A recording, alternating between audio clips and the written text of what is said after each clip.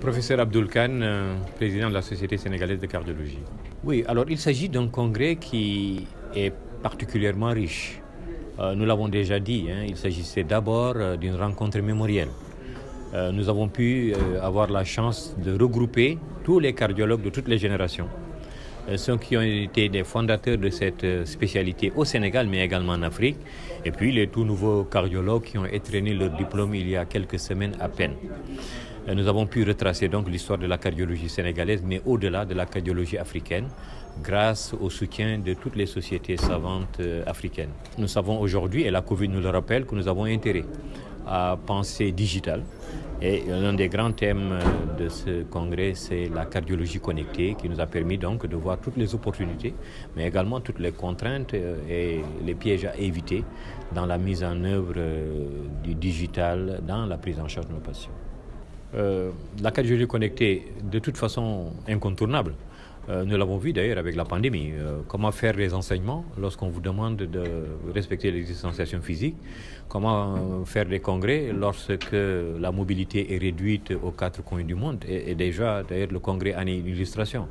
Des Canadiens, des Argentins, des Sud-Africains, des Tunisiens, par exemple, ont été présents dans ce congrès, ont fait leurs interventions malgré le décalage horaire et ont interagi avec la salle au même titre que ceux qui étaient présents. Mais c'est aussi, bien sûr, un outil formidable pour les patients. Parce que nous pouvons aujourd'hui faire du téléenseignement, mais aussi de la téléassistance, du télédiagnostic. Nous pouvons coordonner avec nos patients et limiter donc ce contact, leur éviter de venir trop souvent dans les structures de soins pour un rendu de bilan. Nous pouvons également, bien sûr, traiter avec un médecin généraliste ou un infirmier qui se situe beaucoup plus loin qu'ici. Nous pouvons interpréter un électrocardiogramme, voir que c'est une urgence et mettre en œuvre un traitement qui sied en attendant que le patient puisse arriver dans les services spécialisés. Donc oui, la cardiologie connectée est un outil indispensable. Il faut simplement penser à tous les aspects qui peuvent aussi être des aspects réglementaires, mais clairement c'est quelque chose qui va sûrement être un outil essentiel de la cardiologie d'aujourd'hui et de demain. Évidemment, on pense déjà tous à avoir des cardiologues qui seraient affectés aux différentes régions du pays et dans les principales villes, idéalement même dans des villes qui auraient moins de population. Mais n'oublions pas qu'un cardiologue, c'est un bac plus 13 et un cardiologue se forme dans des structures qui ont un minimum d'infrastructures, d'équipements, mais aussi de corps enseignants.